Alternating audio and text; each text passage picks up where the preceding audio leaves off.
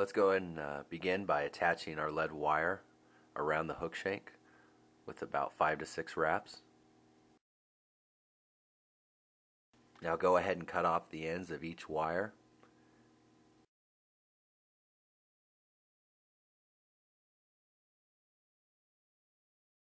And using a pair of scissors, go ahead and guide the end of each piece of wire around the hook shank.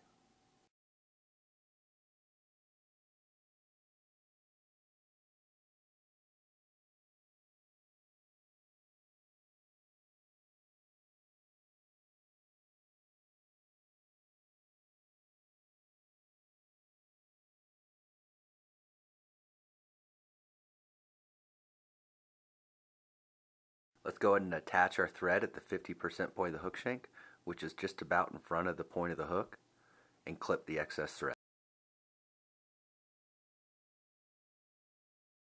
Now begin to advance your thread forward over the wire, ensuring the wire stays in place as you wrap. Now go ahead and create a thread dam on each end of the wire, making sure that wire is securely in place. And advance your thread back with your thread hanging just beyond the bend of the hook. To create the tail of the fly, we're going to use 4 pheasant tail fibers. Now go ahead and measure the tail so it's about a half a shank length long, ensuring that the tips are even. And attach the tail to the bend of the hook with 2 to 3 secure thread wraps. And if you need to, go ahead and pull the butt ends of the pheasant tail fibers so they're an appropriate length. Now advance your thread forward, ensuring that the pheasant tail fibers stay on top of the hook shank as you wrap.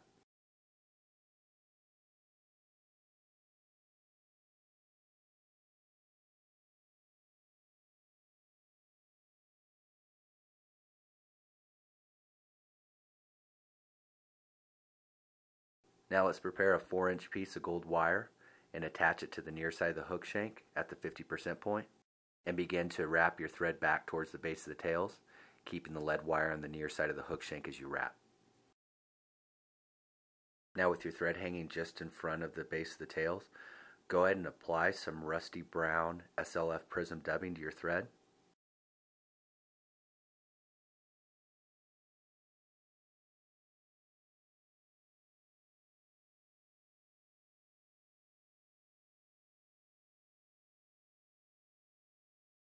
Now create a tapered abdomen by wrapping the dubbing around the hook shank, beginning at the base of the tails and ending at the 60% point of the hook shank.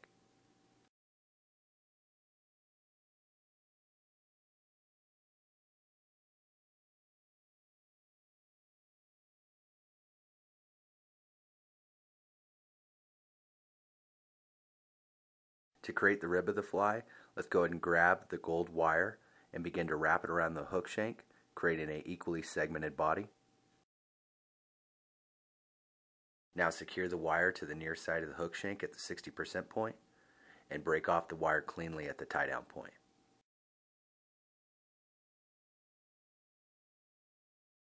Now advance your thread forward, securing the pheasant tail fibers on top of the hook shank as you wrap. In preparation for the wing case of the fly, go ahead and grab the pheasant tail fibers and pull them back so they're aligned on top of the hook shank, and begin to wrap your thread back towards the 60% point of the hook shank. To create the thorax of the fly, we're going to go ahead and apply some peacock eye stubbing to the thread. Now create a pronounced thorax by wrapping the dubbing around the thread, beginning at the 60% point and ending just behind the eye of the hook. Now to create the wing case, go ahead and pull the pheasant tail fibers forward and secure them just behind the eye of the hook, ensuring that the wing case is on top of the hook shank. Now grasp 2 of the pheasant tail fibers and pull them back along the far side of the hook shank and secure them down. Now take the other 2 pheasant tail fibers and align them along the near side of the hook shank and tie them down.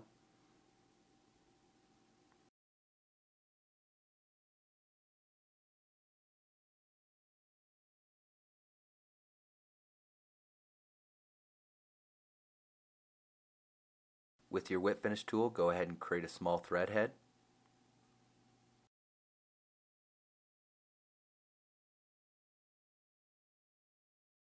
And clip the excess thread.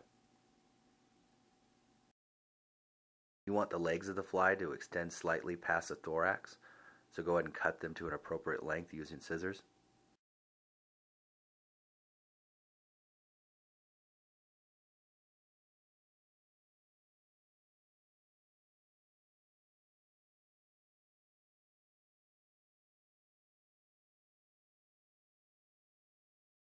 Using a pair of scissors, go ahead and trim off any excess dubbing so you ensure you have a proportional fly.